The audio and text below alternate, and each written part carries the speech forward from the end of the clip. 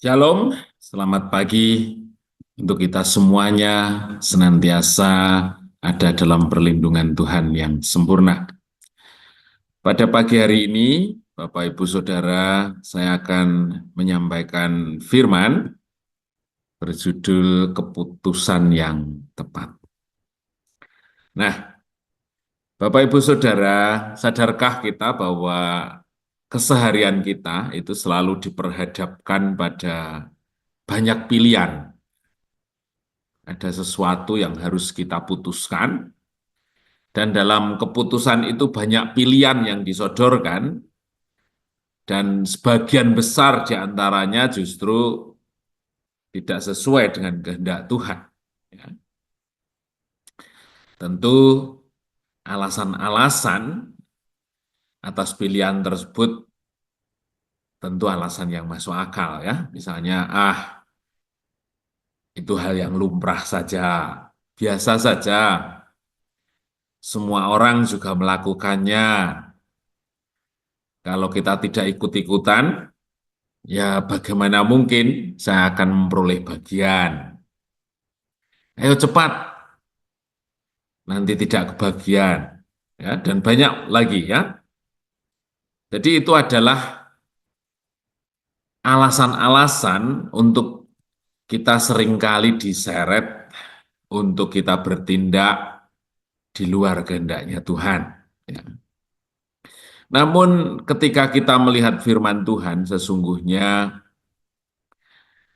apa yang kita lakukan itu bisa saja mendatangkan berkat, ya, di mana Tuhan bekerja di dalamnya, atau justru sebaliknya, itu merupakan buah dari pekerjaan manusia, keputusan manusia yang justru akhirnya membawa kutuk. Ya, di Ulangan 11 ayat 26, lihatlah, aku memperhadapkan kepadamu hari ini berkat atau kutuk. Jadi keputusan yang kita buat itu terkait dengan jalan berkat yang kita terima dari Tuhan. Kalau itu sesuai dengan kehendak Tuhan, tentu itu mendatangkan berkat. Ya.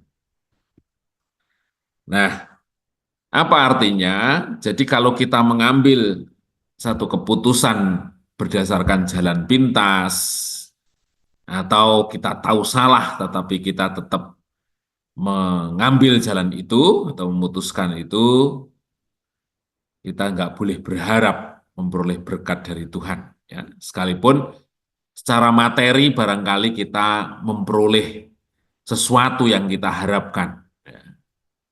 Tetapi kita akan kehilangan damai sejahtera dan sukacita. Ya. Jadi saudaraku, kalau dalam hidup ini sekalipun kita memperoleh sesuatu tetapi kita kehilangan damai sejahtera dan sukacita, tentu tidak ada gunanya, ya, karena kita belajar dari Tuhan, justru kehadiran Tuhan itu dinyatakan dengan damai sejahtera dan sukacita yang tinggal di dalam hati kita, ya. Atau justru barangkali kita memang menerima sesuatu tetapi hasilnya sesuatu yang tidak berkenan kepada Tuhan. Materi yang kita peroleh itu membuat kita jauh dari Tuhan. Materi yang kita peroleh justru menghasilkan ketidakadilan, ya, bukan jalan-jalan berkat. Itu yang disebut dengan kutuk, ya, sesuatu yang menjauhkan kita dari pekerjaan Tuhan. Ya. Nah, apa yang harus kita lakukan agar kita tidak terperangkap atau terperosok pada hari-hari yang jahat ini, Bapak Ibu Saudara? Kita diingatkan di Mazmur 90 ayat 12.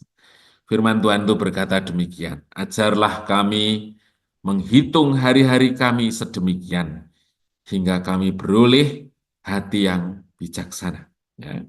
Kalau dalam BIMK, sadarkanlah kami akan singkatnya hidup ini, supaya kami menjadi orang yang berbudi. Ya. Jadi menghitung hari-hari kami itu diterjemahkan, sadarkanlah kami akan singkatnya hidup ini. Ya, jadi dari pengertian firman itu, kita dapat simpulkan, Bapak Ibu Saudara, bahwa hanya orang yang lupa atau melupakan atau menutup pengertiannya akan singkatnya hidup ini, yang berani melanggar firman Tuhan.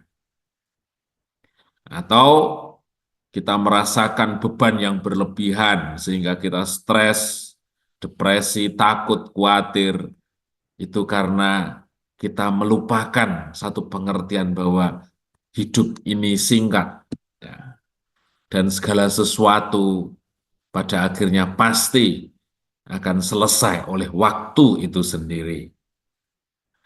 Kemudian menghadirkan kesadaran setiap waktu bahwa kita hidup di dunia yang fana atau pasti berakhir, atau gampangannya bahwa kita semua itu sedang mengikuti antrian melewati kematian untuk menuju kekekalan, itu merupakan hikmat penting yang harus ada setiap saat ketika kita mengikut Tuhan, di mana orang lain justru menutup-nutupinya, orang lain tidak mau memikirkannya. Alasannya karena takut, karena sesuatu itu adalah sesuatu yang ngeri, yang tidak usah dipikirkan, biarkan datang secara tiba-tiba.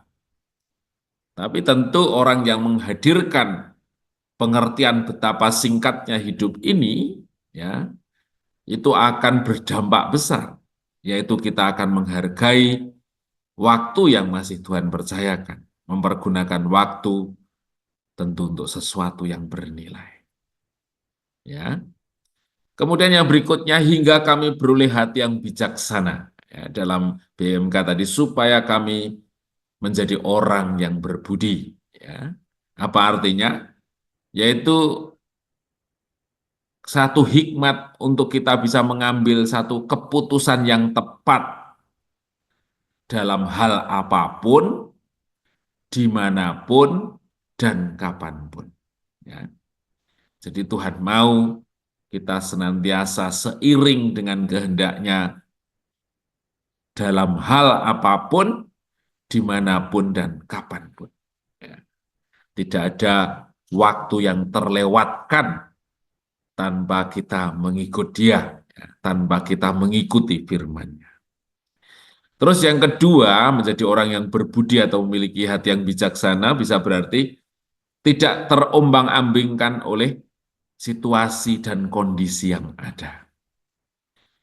Biarkan orang yang di luar Tuhan mengerjakan hal apapun dengan caranya, dengan hikmatnya, mereka seolah-olah memperoleh sesuatu yang bisa mendatangkan kebahagiaan bagi mereka, mendatangkan kepuasan. Tapi kita orang yang mengenal Tuhan, kita hanya mau memperoleh sesuatu yang berasal dari Tuhan saja. Sehingga kita tetapkan hati dan langkah kita untuk tetap ada di dalam kehendak Tuhan. Terus yang berikutnya adalah menilai sesuatu bukan secara materi. Karena materi apapun yang bisa kita lihat, bisa kita pegang, bisa kita banggakan, suatu saat kita akan meninggalkan semuanya, tetapi menilai sesuatu berdasarkan hal-hal yang kekal. Saudaraku, kita diizinkan memasuki hari keempat di tahun 2025. Tentu firman ini membuat keyakinan kita untuk selalu berjalan bersama Tuhan. Di dalam Dia kita tetap terjaga dengan kuat. Terpujilah nama Tuhan, mari kita berdoa.